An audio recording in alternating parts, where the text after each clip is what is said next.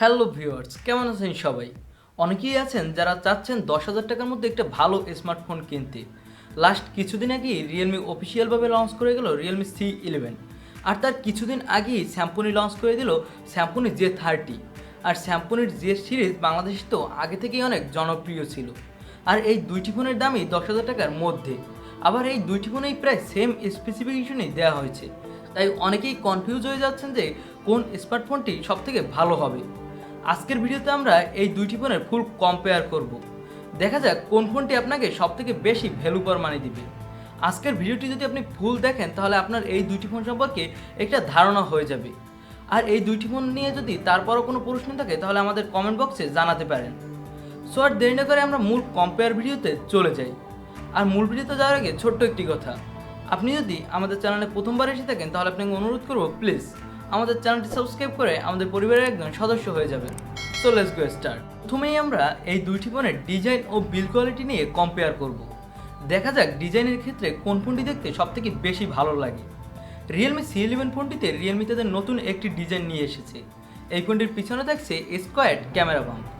অপরদিকে স্যামসুনি Z30 ফোনটির পিছনে থাকছে ট্রিপল ক্যামেরা সেটআপ। এর পিছনে দেওয়া হয়েছে ফিঙ্গারপ্রিন্ট সেন্সর। তবে পার্সোনালি আমার কাছে রিয়েলমি C11 ফোনটির থেকে স্যামসুনি Z30 ফোনটির ডিজাইনই ভালো লেগেছে।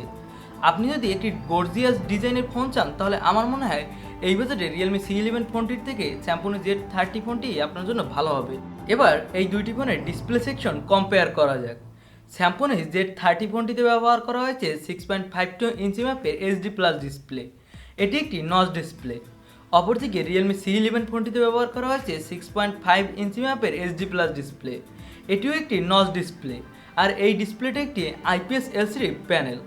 এই দুইটি ফোনেই প্রায় সেম ডিসপ্লেই ব্যবহার করা হয়েছে, তবে এখানে একটু তফাৎ আছে ব্রাইটনেসের ক্ষেত্রে। রিয়েলমি C11 ফোনটির ব্রাইটনেস স্যামসুনি Z30 ফোনটির ডিসপ্লে ব্রাইটনেসের থেকে একটু বেশি। এতে করে আপনি রিয়েলমি C11 ফোনটিতে সানলাইটে একটু বেশি ভালো পারফরমেন্স পাবেন এই ডিসপ্লে সেকশনে। এখানে ডিসপ্লে সেকশনে ব্রাইটনেসের ক্ষেত্রেই রিয়েলমি C11 ফোনটি স্যামসুনি Z30 ফোনটির থেকে একটু এগিয়ে। এখানে আপনি ডিসপ্লে ব্রাইটনেসের জন্য রিয়েলমি C11 ফোনটিতে একটু ভালো পারফরমেন্স পাবেন। এবার আমরা এই দুইটি ফোনের পারফরমেন্স কম্পেয়ার করব। দেখা যাক পারফরমেন্সের দিক দিয়ে কোন ফোনটি সবথেকে ভালো। রিয়েলমি C11 এবং স্যামসুনি Z30 এই দুইটি ফোনেই ব্যবহার করা হয়েছে মিডিয়াটেকের প্রসেসর। রিয়েলমি C11 ফোনটিতে ব্যবহার করা হয়েছে মিডিয়াটেকের হেলিও G35 প্রসেসর। এটা মিডিয়াটেকের নতুন একটি প্রসেসর। এর পারফরমেন্স ভালোই। এই ফোনটি দিয়ে আপনি ভালোই গেম প্লে করতে পারবেন। আর মিডিয়াটেকের জি সিরিজের প্রসেসরগুলো তো গেমিং প্রসেসর হয়। আর অপরদিকে স্যামসুনি Z30 এই ফোনটিতে ব্যবহার করা হয়েছে মিডিয়াটেকের হেলিও A25 প্রসেসর। এই মিডিয়াটেকের A25 প্রসেসরটি মূলত এন্ট্রি লেভেলের ফোনগুলোতে ব্যবহার করা হয়। এখানে আপনি মোটামুটি মানের গেম প্লে করতে পারবেন। তবে এখানে একটি টুইস্ট আছে। রিয়েলমি C11 ফোনটি বাংলাদেশে একটি র্যাম ভেরিয়েন্টে লঞ্চ হয়েছে 232GB। অপরদিকে স্যামসুনি Z30 এই ফোনটিও বাংলাদেশে একটি র্যাম ভেরিয়েন্টই লঞ্চ হয়েছে 332GB।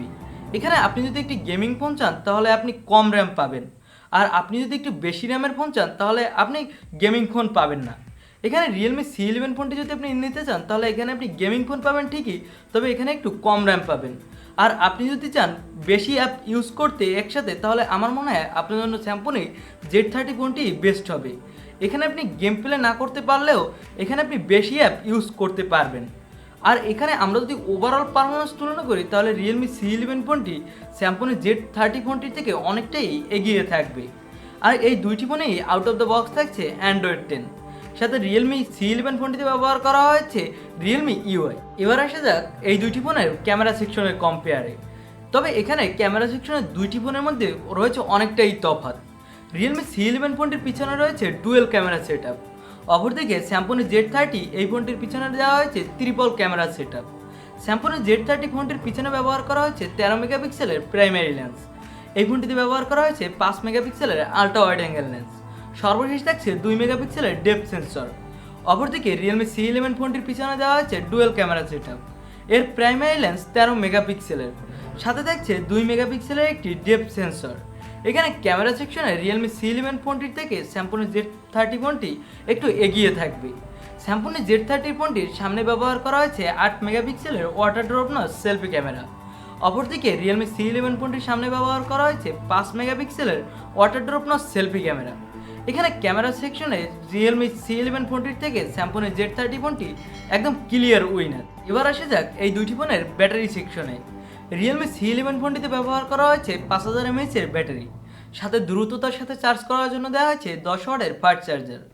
অপরদিকে Symphony Z30 এই ফোনটিতে ব্যবহার করা হয়েছে 5000 mAh এর ব্যাটারি, সাথে দ্রুততার সাথে চার্জ করার জন্যও দেওয়া হয়েছে 10 ওয়াটের ফাস্ট চার্জার। এখানে দুইটি ফোনেই আপনি সমান ব্যাটারি ব্যাকআপই পাবেন এবং সেম সময়ই লাগবে আপনার ফোনটি চার্জ করতে। Symphony Z30 এই ফোনটির 332GB ভার্সনটির দাম বাংলাদেশে 9800 টাকা।